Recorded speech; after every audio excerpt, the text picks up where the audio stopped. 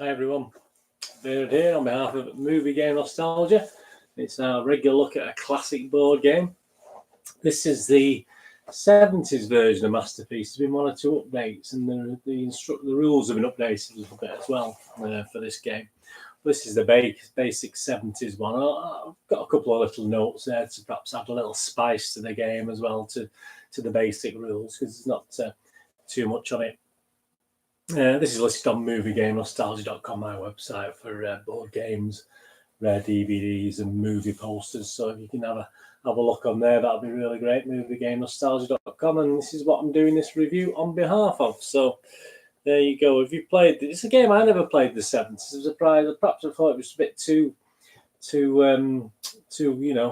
posh for me. I don't know, as a kid, Masterpiece auctions and things. Perhaps I wasn't. I love those sort of things now. But at the time, perhaps none of my friends or I had this to play anyway. So it was good reliving. I have seen it played and obviously watched various videos on it, etc. But it's a good game, Masterpiece. And as I say, there's different versions.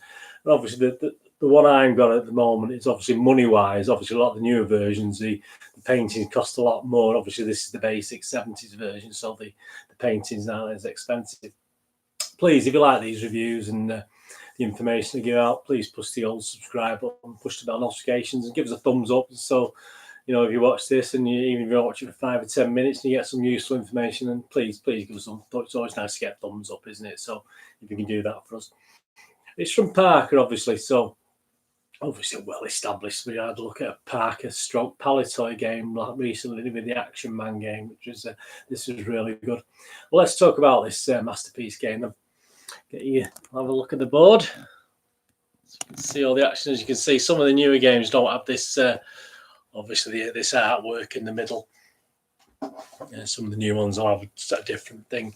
So what we've got 2 dice, although you don't have to play with 2 dice. I mean, you can actually easily be playing with 1 dice. You don't have to play with 2. You have the pawns. Now, these are not necessarily the pawns that came with it. These are so up to 6 players, but you can have more than 6 players if you want. There's no reason why you can't have more than 6 players, but I mean, there's only 24 paintings, so and what you do, you place the pawns around the board. There's no set place for anyone to start. So you've got a full 6 players, you can all start. And also, if you wanted to, just have them at the side, just have them on the edge of the board, and you don't start till you throw a 6. So that's another rule change you could put in yourself that isn't in the basic rules, but just for a bit more fun, some people can get out buying paintings and doing various things before anyone else. But as I said, there's no set starting points on this. You can be put anywhere. You can put anywhere you want. There's no problem if you land on each other's squares, etc. But again, you can twist that around with the rules so that if you land on someone else's square, you may have to do a little job. We've got all the money. This is nice to see, all brand new money here. So obviously, $1 million, etc., etc. You've got all the money in the bag there that you're going to need. Got players' characters if you've got six players, but these characters actually not really necessary for the game. But again, at the end of this little video, I'll give you an alternative game you can perhaps play as well. But these are nice if you take on the role of whoever these people are. Count Francis du Bonnet Baron, I can't even read that one. Bits, so it tells you a little bit about a synopsis, but really in the game it doesn't really matter, to be honest with you. You can take these roles, or you can just be yourself. There's no real need for these cards, to be honest with you. But as I said, there's an option at the end. You perhaps can use them.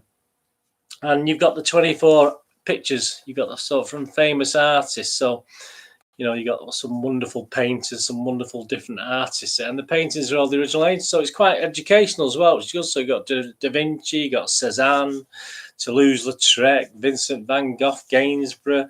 There's a Turner there, which is one of my favourites. So these are the 24 paintings. There's all general information on the back of the card. So that's quite interesting as well for you, if you want to know. Quite educational for everyone, really. I mean, I love art, but I'm not really into what things are worth and what things are like. So that's nice with the cards. And then you have 24 also value cards. Now these are all random, so these are shuffled before the game starts, and obviously put face down, because at the end of the day, when you get it's an auction and you won't really know what these paintings are worth so you win the auction, etc. So there you go, and they all vary. And as I said, this is the older game, so it starts at 100,000 and goes up to 1 million. All the various cards, and within this, you've got 2 of these as well. So looks a bad thing, doesn't it? Not necessarily, because just because you got forgery doesn't mean you're going to be stuck with it. You can get rid of it, sell it on, or sell it to the bank, or various things without the bank. You know, the bank will give you some money even though it's a forgery, because only you know. But the whole idea, and what we also have there is little clips, these little clips. So the idea of the clips is you get a painting, you've got its value, and you just clip it to it. Obviously, in each player, when he's getting these paintings, just keep it together like that. The important thing about the game is you never know the value of the painting unless it's sold back to the bank and then it's out of the game. So you'll never know. So this has to be, that's worth 150,000, but only you know that. You don't show the other players that that's worth 150,000. So, but these clips are great. Some of the newer versions, you get a little easel. You can stick the paintings on for when you're auctioning them, like a little tiny easel. But with this, obviously, this older version, there isn't one, but you've got these clips, and a lot of the newer games don't have these nice little clips. I mean, you can use paper clips. It doesn't make any difference what you use. So that's the basic there. And the rules, if you look at the rules, quite simple. I mean, look, you're only talking, that's it, just 4 pages of rules. The aim of the game is to go through all the cards. Again, you've got 24, so you want to play a shorter game. You could just have 12, 18 cards or something like that. It's up to you. If you didn't have 6 players, you could have to say, you've got to have 3 players. You can do it with 2 players, and I'll probably say that at the end. I mean, you can do like what we call blind auctions, so it's a bit of a guess and you compete against each other. So, but really you need 3 or more. I mean, 6 is ideal. If you get 4, 5 or 6 players, that's great. As I say, you've got 24 pictures. Doesn't matter which ones you, so if you only want to use 12, doesn't matter which 12 you use at all. You know, it doesn't make any difference whatsoever to the game. So you got 24 of those that obviously you're going to be bidding on throughout the game. And the basis is you go clockwise. Whoever throws the highest score moves his counter clockwise, and all these squares have descriptions on. And if we go through each one, private auction. So if you're playing red and you land on a private auction, when you start the game, you're all given one. You're all given a painting and a value. As you say, you don't see the values, you're just given them and you hide them. So you're given a painting and a value. You keep 1 each. So you'll start with 1 painting and 1 value each. So there's 6 players. You all have a painting, and you all have its value. Again, hide the value from the other players so they don't know. So if you get a private auction, what it means is if you've only got 1 painting, if you land on that private auction, that means the other players can bid on your painting or paintings. Obviously, if it's later in the game, you got 3 or 4 paintings, and the player to your left decides which painting they're going to bid on, and all them players then must bid a minimum of £100,000.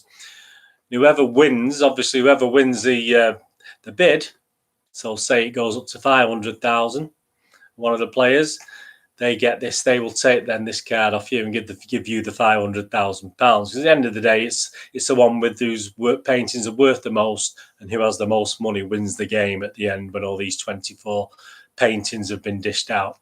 So obviously, if someone bids 500,000 for that, they're going to lose 400,000 because it's only worth 100,000 because they don't know. I mean, obviously they will know in future reference. So again, it's a memory game. There's certain things you've got to try and remember as well.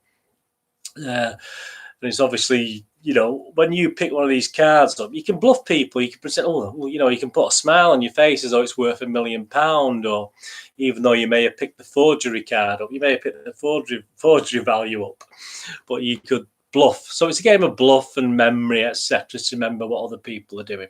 So private auction, if you land on it, unfortunately, someone's going to bid on your painting. You may gain financially out of it, you may not. And the next one, may sell any painting to the bank. So yeah, if you land on there, so you've got 2 or 3 paintings, you decide which one you will sell to the bank, and obviously the bank will pay you whatever the value is.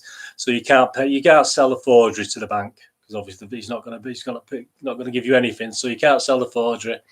But again, you may sell, so you don't have to sell it. You don't have to sell the painting to the bank, but you may sell, because obviously you're not going to sell a forgery. But people, if you don't sell it, people think, well, you've got the forgery, so they know about it. The next one, buy a painting from the bank for £250,000. So that's quite simple.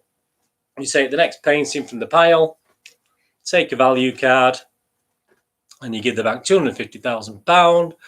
Unfortunately for this one, it's worth 700,000. So you made a nice earner on that one. You've made 450,000 because you paid 250 and your painting's worth 700,000.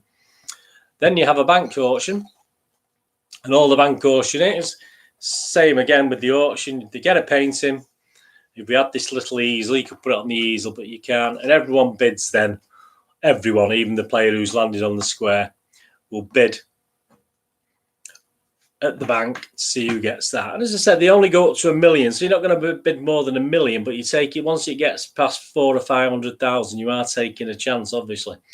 Once the bidding is completed, and whoever wins, they then get the value card. So let's say they bid 400,000. You got to bid at least 100, and then obviously in go up in 50,000. So 150, 200, 250, and the auction isn't in order of the play. It's in whoever's like a normal auction, whoever shouts the highest.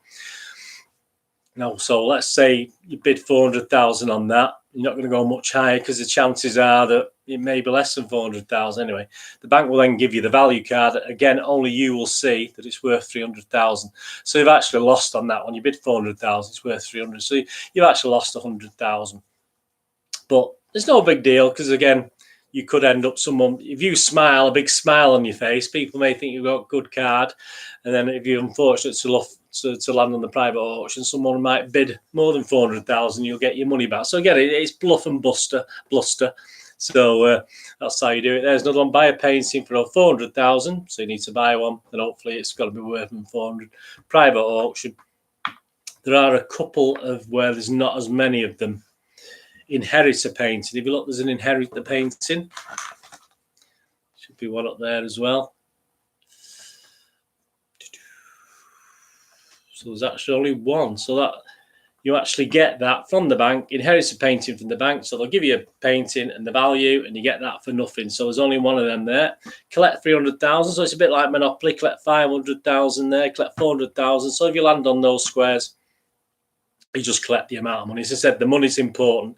And when you're bidding on items, it's always handy not to let people know how much money you've got left. With this game, you start with 1,500,000. With this particular older version, obviously newer versions, you start with more. But you've got to have at least 100,000 to bid on something. So if you try and con people by making them bid more for something, then obviously if you haven't got the amount to pay for it, then you will have to pay the bank 100,000, and the thing will be bidded for again. So you can bluff people with your bids as well. So you can make people go higher on something and pay more.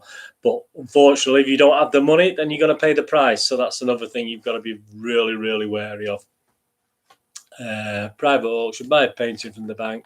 They sell any painting to the bank. So yeah, if you've got 4 or 5 paintings, and do you sell your dearest one? You probably do, because you want the money then, because at the end of the day, you may end up losing your dearest painting. So it's always worth, if you get the chance of may sell a painting to the bank. So as you can see, the game progresses until all 24 or however many paintings you've got.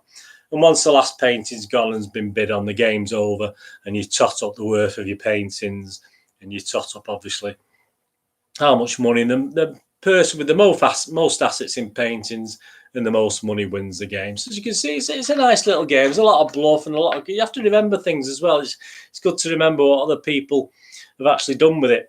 I mean, there's elements in the new game. Just talk about a couple of additions you can do. That are not, obviously, blind auctions don't feature in the original rules, but instead of just willy-nilly betting, you can just write on a piece of paper what you're willing to pay, and all the players will then turn over what they're willing to pay, and the one with the highest bid wins.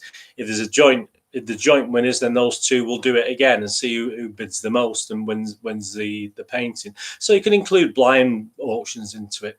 You could have it so that you have to sell if you've got a painting. So instead of you may sell a painting to the bank, you have to sell it. So you may add that to the game. Buying a painting from the bank, when it says you're buying something from the bank, perhaps you have to roll a dice. So 6 becomes 600,000. So instead of paying the bank 400,000 by painting from a player, so you can also buy from players. So you can buy it, pick any of their paintings and pay them £400,000.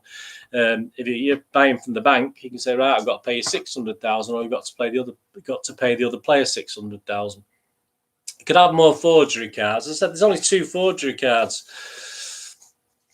So if you look through, there's only 2 of these cards. So you could make, say, the 400,000 card a forgery. So there'll be a couple of those anyway, which I can't find now. But you can make a couple of those. So the forgery plus a couple of other cards are all forgery. So you make it, because obviously the painting is going to be worth a lot less. So you can mess around the rules like that and make that. You can also, players make a bid, you decide who to sell to. So yeah, I mean, if you're forced to sell at private auction and you can't compete, perhaps you'll take a lower bid from someone because you don't want someone else to buy something. So if one player's bid 500,000, but someone else obviously bid 300, you can say, no, I'll give it you for 300. So you can be a bit spiteful, and again, that brings a bit of nastiness into the game, a bit more fun, especially if you're playing with kids and you want the kids to have a bit of fun with the kids and wind those up. You can bid on your own painting at a private auction. So at the private auction, you're not allowed to bid on your own. But if you do bid, you've obviously, you know the value. So try and be a bit clever, bid a bit more than you know the value is, and you'll get more money out of people. So if you do that option, that's another thing you can do. And also someone did say in one of the YouTube things that when you're moving around the board, when you roll the dice, you can have the option of going left or right. You don't have to go clockwise or anti-clockwise. So if you've got a 12, you can look what you're going to land on and decide which square you want to do. So that is an option to make it a little bit easier, but I prefer it if you just carry on going around one way, to be honest with you. Instead of inheriting a painting, you have to swap. So when it says you inherit a painting from the bank, perhaps you just have to swap one of yours. So you pick perhaps your lowest value one and swap it for one of theirs, and hopefully pick one up with a higher value, things like that. So you can mess around with it like that. Obviously the characters, as I was saying before, perhaps some certain characters have more money. So when you start with 1,500,000, perhaps certain characters start with 2 million, and another character starts with 1,900. 1.8, so 1.7, 1.6, 1.5, down to that. So you start off with actually more money. So pot luck, just make it. You play the cards, you shuffle them and give each player the card, and whichever character they get, that's the money they start with. So again, obviously for younger players, it's or just for younger players, give them more money for the richest characters, things like that. Just that, as I said, throw a 6. You can throw a 6 to begin, or a double to begin, or whatever. You can play with it like that. As you can see, it's simple. I mean, you want a quick game. I mean, you can have a quick 10 or 15 minute game, can't you? For if you just have, like, say, 10 pictures that you're going to do, just 10 pictures, pick 10 out, 10 value cards, which obviously still include the 2 forgeries. You can have quick games like that as well. But as you can see, it's really simple. I mean, it's a nice, simple basis of playing the game. And if you look on YouTube and Board Game Geek, obviously other players have come up with ideas of how to tweak it as well and make it a little bit better. But I mean, that's a good play. I think it's a great family game. I think it's, for youngsters and older ones. It is one of these games that is quite expensive. I mean, I've seen it for £120, not this old version, newer versions on Amazon and places like that.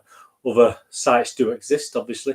But eBay, you can probably pick it up between £50 and £80 at the moment. So it's quite expensive. So it is a thing you don't really come across at the charity shop. I've got it on Movie Game Nostalgia, and I think, obviously, but I'm not making loads of money on it, but I've had to put my copy on about £50 because of what I paid for it when I originally bought it. But no, it's a good game, but it is very rare. I say this time of year, it's probably a little bit rarer because probably people have bought it for nostalgia purposes, etc. But just keep your eyes open and just keep checking back, because you may be able to find it a little bit cheaper. But it is probably the most expensive game I've covered on these reviews, to be honest with you, up to now. But it is a fun game, and it is a classic of its time, really. The newer versions, yeah, there's not a lot of difference. There's a couple of little tweaks with the rules, etc. with the newer versions. You've got an option with the newer versions where you could actually add a second value to a painting. So instead of 400,000, you then can pick another one, 500,000, pick another one. So you can actually end up at 950,000. So again, if you're only playing like with 18 cards, have more value cards and play this little role as well, where if you throw a double or you throw a double six or something, you get an option of taking an extra value card and adding it to any one of your cards. And then obviously don't forget, the opponents will see that and they think, oh, that's worth a lot more now. I want to buy that off him if I get the opportunity. But don't forget, you could be adding it to a forgery, and that forgery supersedes whatever value. So that is another way of tweaking the rules to have a bit more fun. As I say, the forgery is not the end of the world if you get a forgery, if you can con people into buying it. And that's what I like about this game. There's an element of bluff. There's an element of, you have to be really careful and remembering what people have got. And obviously, as I said, when they're bidding as well, if you think they're low on money, yet they're bidding 400,000 or 500,000, they're obviously trying to rip you off. And obviously, call the bluff, let them get to 400,000 or 500,000. And then obviously they've only got 300,000 in their money. Paul, everyone's keeping the money secret, so you have no idea. Well, you don't have to tell people that, but that's the whole idea. I mean, if some people let you know how much they've got, then that's their fault, isn't it? But so it is a game you just play around with, and it is a game that you don't really get that bored with it very quickly because you can tweak it. As I said, tweak all the rules. Anyway, that's Masterpiece from Parker, and I think there's at least 3 or 4 different versions, 3 or 4 different box covers. And so this is one of the original covers from the 70s. Age 12 to adult. Yeah, I mean, I think younger than 12 can play it as well. I think you have to be 12 to. I think you probably get 8 or 9. 8 years upwards. I would say this day and age. Don't forget, in the 70s, obviously they perhaps didn't give kids the credit. Perhaps we do now. So yeah, I wouldn't be put off by the 12 to adult. Of course, you can play with it. We can play, with a younger one as well. And it's good fun looking at the money and whispering, oh, I've got such, look at what we've got, and trying to con people. You pick a forgery card up and go, oh, like that, and it's all a bit of bluff, and it's a good fun game. I mean, it's one of of all the games I've done, this is one of my favourites, which hopefully I'll have a games night soon. I'm going to dig this out again and have a game of this with my lot. So I look forward to that. Anyway, thank you so much for watching. Please, all the links are below in the comments. Follow me on Twitter at nostalgia_movie. I'm on Facebook at Bernardine with links to movie game nostalgia.com. And of course, if you enjoy football, I have Manchester City vlogs, past and present, about the history of Manchester City, my team, and what's going on in the current state of Manchester City. So if you're into that, please check those out. All the playlists and all the links are below. So hope you enjoyed that. Thank you very much for watching. Give us a thumbs up, that'd be great. I'll be back with another one very soon. I know what I'm doing next. I'm not going to tell you now, but it's another old classic that I'm looking forward to reviewing for you. Should I tell you something? No, I'm not going to tell you anything about it, but it's another old classic that I think you'll enjoy, and totally different to this, totally different idea, more a war strategy game. But I'll be back with that very soon. So push the bell notification so you know when they're coming out. Anyway, thank you so much for watching. Whatever you're going to do with the rest of the day, have a great one. Look after yourself, look after your friends, and of course, look after your family. And I'll see you all again very soon. Thanks for watching. Bye-bye.